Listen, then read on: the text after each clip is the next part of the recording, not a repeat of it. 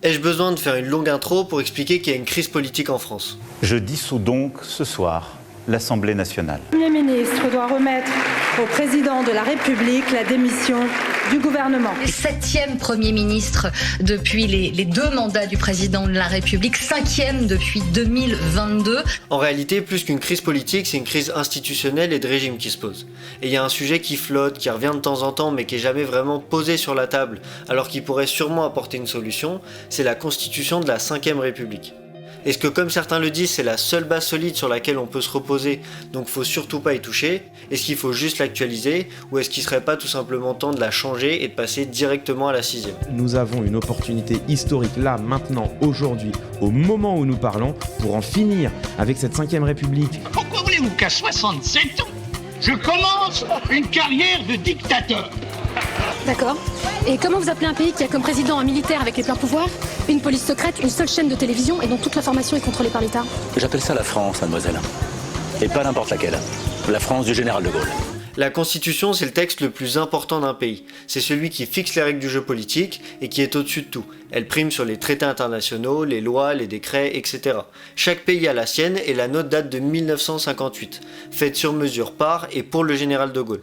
Mais avant de voir les critiques et les limites de cette constitution, c'est important de voir dans quel contexte elle voit le jour. En 58, pour se faire une petite idée, il n'y avait qu'une seule chaîne de télé, mais surtout on vivait sous la 4ème République, avec une organisation politique totalement instable et les gouvernements changeaient en moyenne tous les 6 mois.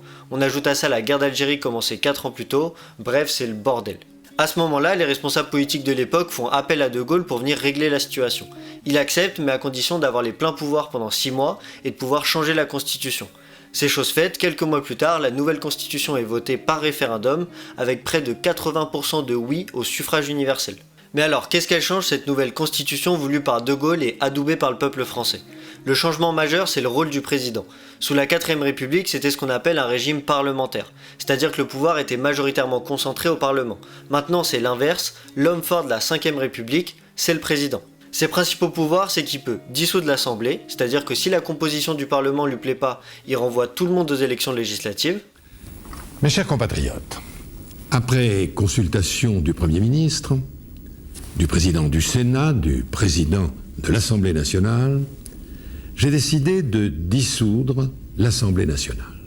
Il nomme le Premier ministre, donc il a une influence considérable sur la composition du gouvernement et les choix de l'exécutif. C'est le chef des armées et c'est lui qui décide tout seul si on utilise ou pas la bombe nucléaire. Et pour finir, il a à sa disposition l'article 16 de la Constitution. C'est un article qui donne, quand même, les pleins pouvoirs à un homme dans des situations de crise. Et quand je dis les pleins pouvoirs, c'est vraiment les pleins pouvoirs. Pouvoir exécutif, pouvoir législatif, pouvoir judiciaire.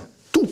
L'armée, les pouvoirs civils, les préfets, la police, etc. C'est ce qu'on appelle un pouvoir d'exception. Donc évidemment, la première critique qui est souvent faite à la 5ème République, c'est qu'elle concentre trop de pouvoir dans les mains d'un seul homme et que le Parlement est souvent bafoué à cause d'articles constitutionnels comme le fameux 49.3. Alors cette menace, c'est le fameux article 49.3. Je suis sûr que vous en avez déjà entendu parler. En quoi ça consiste? Eh bien imaginez, le gouvernement et la majorité à l'Assemblée nationale sont de la même couleur. Seulement, la majorité à l'Assemblée nationale flotte un peu. Et puis, elle n'est pas complètement acquise à un nouveau projet de loi que le gouvernement veut présenter devant les parlementaires. Le gouvernement le sait. Par conséquent, il va engager sa responsabilité sur ce texte. En clair, ça passe ou ça casse. Concrètement, si les députés votent une motion de censure, le gouvernement saute. En revanche, s'il ne se passe rien, si les députés ne votent pas de motion de censure, eh bien, le texte est considéré comme adopté tel quel, sans avoir été voté. Ce qui est intéressant de savoir, c'est que ce modèle de la 5ème République, c'est une spécificité française. Nos voisins ou les pays comparables ont des systèmes différents. Je vais pas m'éterniser sur les autres nations, mais juste pour donner 2 petits exemples. L'Angleterre n'a pas de constitution écrite, ses règles fondamentales sont basées sur la tradition et les coutumes. Leur système est parlementaire, donc pour eux les élections décisives c'est les législatives, et ils ont un roi qui est là pour garantir la stabilité et l'unité, mais en réalité il a aucun pouvoir réel. Les États-Unis, eux, c'est encore différent, ils ont un système présidentiel, donc assez comparable au nôtre, mais à quelques différences près. Par exemple, le président américain ne peut pas dissoudre l'Assemblée, mais surtout ils ont la même constitution depuis 1787. Nous, à titre de comparaison, on en a eu en tout une quinzaine depuis la Révolution française. Donc en France, on a beaucoup changé. D'ailleurs, la 5ème République de Gaulle, c'est celle qui a la plus grande longévité, mais même celle-là a déjà été modifiée 25 fois depuis 1958. Avec des changements plus ou moins majeurs, les plus importants, ça reste sûrement en 62 quand De Gaulle change sa propre constitution pour faire élire le président de la République au suffrage universel, ou en 2000 avec l'instauration du quinquennat qui remplace le septennat. Le premier constat qu'on peut faire, c'est que la Constitution française n'est pas immuable ou millénaire. Contrairement à d'autres pays, la modifier ou la changer, ça n'a rien de totalement unique ou révolutionnaire dans l'histoire de notre pays. Les défenseurs de la 5ème argumentent que c'est une constitution à la fois solide et flexible, qui s'adapte au contexte et qui a déjà prouvé à de nombreuses reprises qu'elle pouvait résister aux crises politiques. Et c'est un argument juste. Sans faire la liste complète, on peut déjà citer qu'elle a résisté à l'après de Gaulle, alors que je rappelle qu'elle avait été faite dans un contexte particulier et sur mesure pour le général. Donc il y avait des gros doutes pour la suite. Elle a aussi connu 3 cohabitations et des mouvements sociaux massifs comme en mai 68 ou les Gilets jaunes plus récemment. Malgré tout, presque tous les partis politiques proposent de modifier ou d'améliorer la Constitution. L'année dernière, par exemple, il y a eu de nombreuses discussions sur la constitutionnalisation de l'IVG. Mais globalement, on pourrait diviser les choses en 2 grands axes. La droite et l'extrême droite sont plutôt attachés à la 5ème République parce qu'elle garantit un pouvoir assez fort au chef de l'État, et ça correspond à leur vision politique. Après, chaque parti a des revendications spécifiques, mais disons que personne dans ces secteurs-là ne veut modifier en profondeur la Constitution. C'est plutôt des changements à la marge. Emmanuel Macron s'attaque à l'une de ses principales promesses de campagne, la modernisation des institutions. Le président entend donner un grand coup de pied dans la fourmilière et offrir un lifting à la République. Au programme, la réduction du nombre de parlementaires, la limitation du nombre de mandats, mais aussi la suppression de la Cour de justice de la République ou la fin de la présence des anciens présidents au Conseil constitutionnel. De l'autre côté, la gauche propose de changer plus radicalement et de passer directement à la 6ème.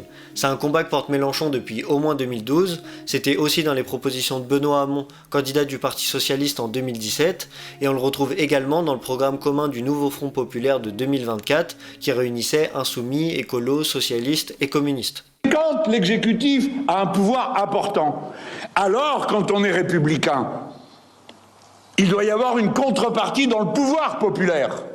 Il faut arriver à faire coïncider la stabilité des institutions. Écoutez, on ne peut pas vivre en assemblée générale permanente ou en défilé permanent et le droit d'intervention populaire. Alors, la différence entre modifier la 5ème ou passer à la 6ème, c'est avant tout des questions de fond. Parce que sur la forme, en fait, ça veut rien dire. On peut juste modifier une virgule de la 5ème et l'appeler 6ème, comme on peut modifier radicalement la constitution actuelle et lui laisser le même nom.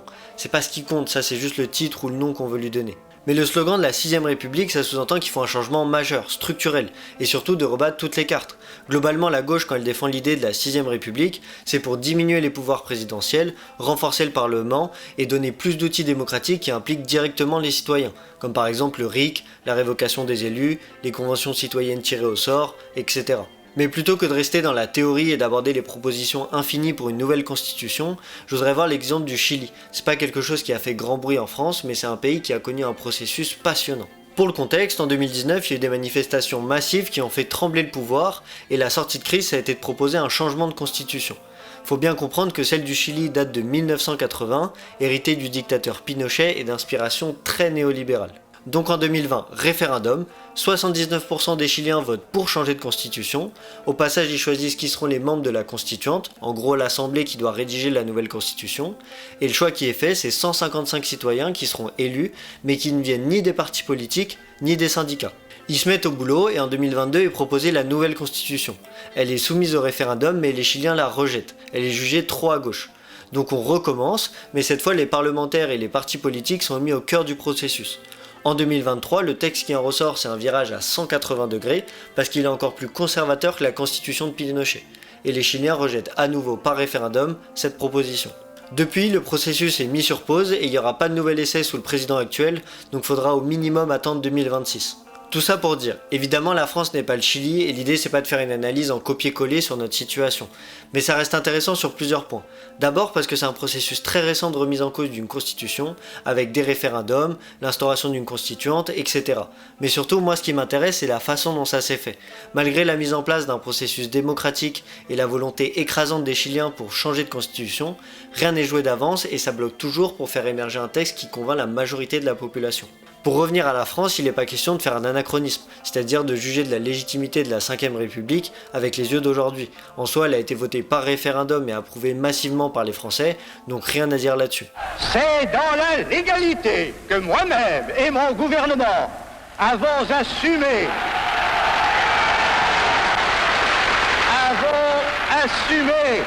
le mandat exceptionnel d'établir un projet de constitution nouvelle et de le soumettre à la décision du peuple. La nation qui seule est juge approuvera ou repoussera notre œuvre, mais c'est en toute conscience que nous la lui proposons. Voilà, Françaises, Français, de quoi s'inspire, en quoi consiste la Constitution qui, le 28 septembre, sera soumise à vos suffrages. Au nom de la France, je vous demande de répondre oui. Vive la République, vive la France!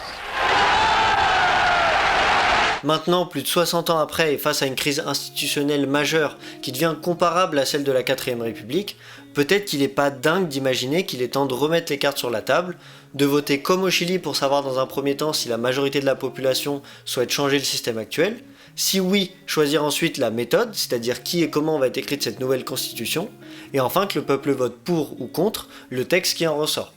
Bon. Je dis pas que modifier ou changer la Constitution, ça réglerait d'un claquement de doigts tous les problèmes de la France, mais ça me paraît clair qu'au moment de crise et au vu de notre histoire, c'est un débat qui mérite d'être posé.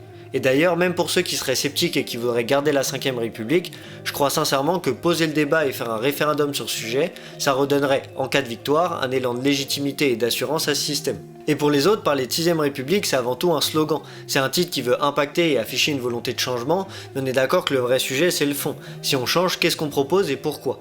Donc l'idée, c'est pas de finir avec une liste de propositions, mais de prendre du recul sur l'actualité et se demander si finalement une des pistes pour sortir de la crise politique, ce serait pas d'interroger le texte fondamental qui fixe les règles du jeu, la Constitution.